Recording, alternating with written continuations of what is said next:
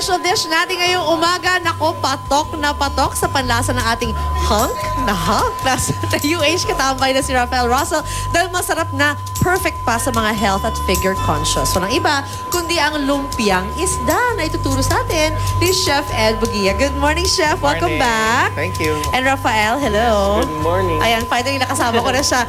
Okay, so Chef. Okay.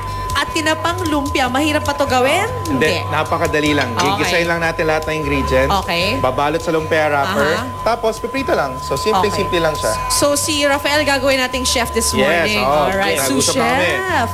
Okay, so, gigisahin lang natin ulit lahat ng ingredients. Okay, so sibuyas. Okay. Bawang. Yeah. Who love the smell of food?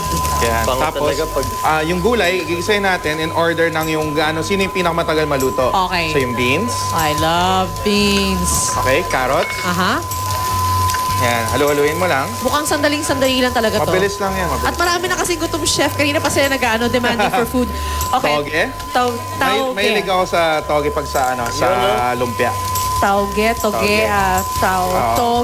Alam mo, dyan ako lagi confused sa toge. Anyway. And then tofu or tofu. Tofu, there you go. Okay, Rafael, kasi kanina we mentioned na you're a pescatarian. Ano nga ba ang pescatarian talaga? Sa Tagalog, taong mahilig sa pagkaing dagat. So pwede ka kumain ng mga alimango, alimasag, yes, isda? Yes, lahat yan. Pati carbs din kinakain ko. Mahilig talaga ako sa sugar. So anong hindi mo pwedeng kainin? Meat, pork, and chicken lang ang pinili kong huwag kainin. Talaga? Mga mabilis na processed foods. Pero hindi ka pwedeng, pwede ka mag-cake, mag-ice cream, yung mga sweets. Ayun, nag-sweets talaga ako, sobra. Kailangan magkasama tayo sa isang cake house at see how ilan pwede natin kainin. I love it, ice cream. Okay, so what else did you do? Ayan, pagkatapos ng gulay, nilagyan ko ng tinapa. Okay. Kasi para malasa na kagad. Diba? Hindi mo na kailangan lagyan ng asin masyado. Wala na. Para healthy tayo. Tapos noon, nilagyan ko ng kinsay. Patay mo na yung apoy, papalamigin mo yan yung gulay natin. Pag malamig na, meron na akong ready na malamig na gulay. Ipapalaman na natin sa ating lumpia. Naku, konti yan para sa mga taong gutom dito. Okay lang, meron na tayo. Ready. Ayan. So, okay, Rosel. Try natin yung Si Rafael ang mag-aano ngayon. Rafael, try natin magbalot. Ating lumpia. Vinegar ba? Tubig. I'm safe.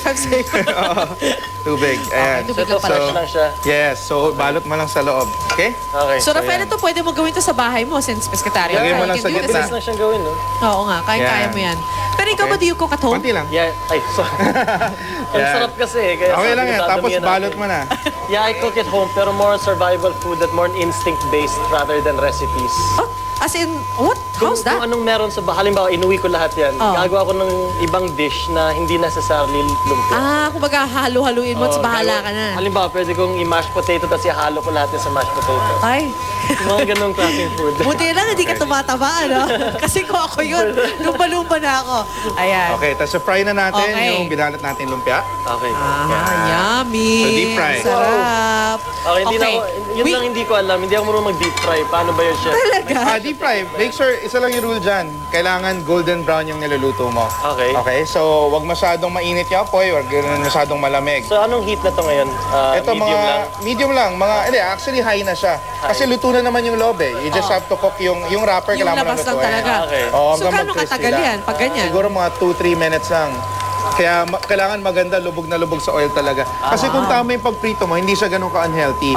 Yung oil nasa labas lang. Okay. So, kasi pag nag-crisp na kagad yung balat niya, okay na yan. Okay. Kasi luto na yung laman. So basically, huwag mo iwanan ng mga 10 minuto. Huwag naman, wag. Luto na nga yung loob eh. Yes, at maraming ginawa si Chef at saka si Rafael ngayong umaga. Babalutin na lang yan. To feed more people. And then, gagawa lang tayo ng sauce. Mabilis lang yung sauce. Ano nga pala Sweet chili sauce, lagyan mo lang ng calamansi. That's it. Talaga? Para magkaroon ng konting sarsa? May acid talaga.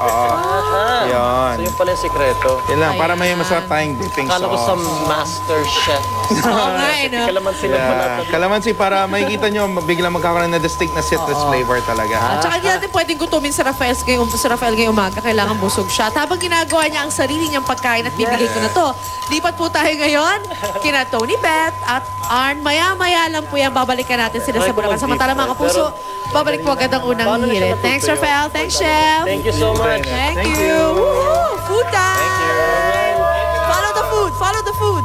Yeah.